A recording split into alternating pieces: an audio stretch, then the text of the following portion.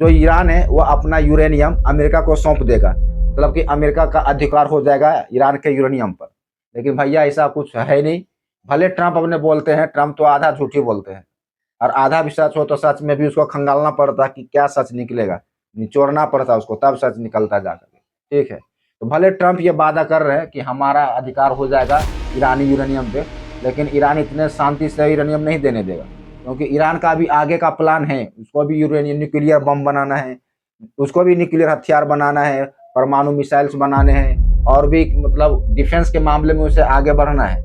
और वैसे भी अमेरिका के ऊपर तो भरोसा करता नहीं ईरान इतना, इसीलिए इस यूरेनियम को बहुत सख्त सुरक्षा घेरे में रखा जाता है, ताकि मतलब इसका रेडिएशन बाहर ना जाए, नहीं तो किसी को बीमारी हो जाएगा। ठीक है, तो इस तरह से यूरेनियम काफी खास होता है, खास करके परमाणु हथियार बनाने में। इसीलिए ट्रंप बोल रहे हैं कि हमको यूरेनियम चाहिए ईरान का। लेकिन भैया ईरान अभी यूरेनियम देने के मूड में नहीं है, भले सोशल मीडिया पे कुछ भी बताया जा रहा हो, लेकिन ईरान अभी यूरेनियम अमेरिका को देने के मूड में नहीं है। अगर देने का मूड में रहता तो फिर 45-46 दिन से जंग क्यों करता वो?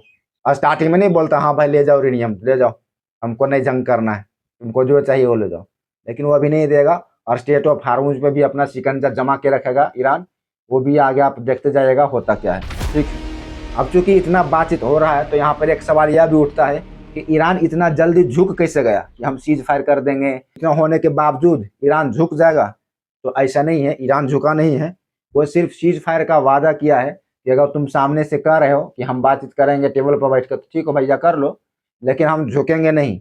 ऐसा मत समझ लेना कि ट्रंप ने बोला या तो फिर पाकिस्तान ने सीज फायर करवा दिया तो हम झुक गए।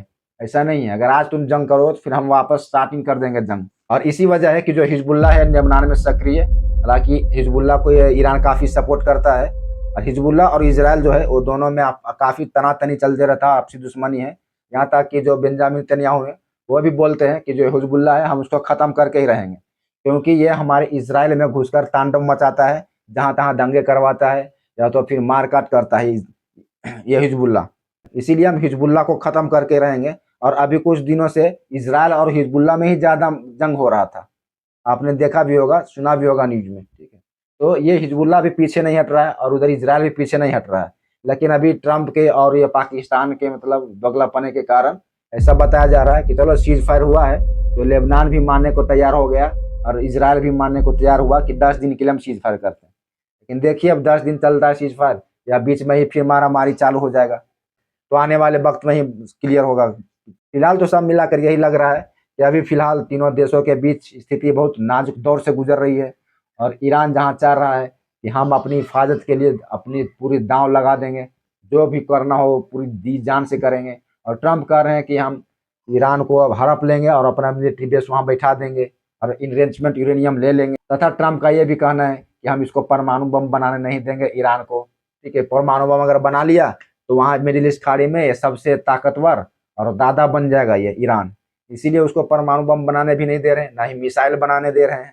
और ऊपर से चाह रहे हैं कि ईरान के ऊपर हमारा शासन हो और स्टेट ऑफ हार्मुज भी हमारे कब्जे में आ जाए, जो कि पूरी दुनिया का 20% तेल वहाँ से सप्लाई किया जाता है, उसी रास्ते से, हार्मुज रास्ते से। ठीक है, तो आने वाले दिन में पता चलता है। आप क्या बोलना चाहते हैं? अगर कुछ कमेंट करना चाहते हो तो कमेंट कीजिए। क्या ये जो 10 दिनों का सीज फायर है वो सक्सेस होगा, या तो फिर स्टेट ऑफ हार्मुज अभी जो खोला है कुछ दिनों के लिए, क्या वो सच में खुला रहेगा, या आने वाले दिनों में फिर से नाकाबंदी हो जाएगी?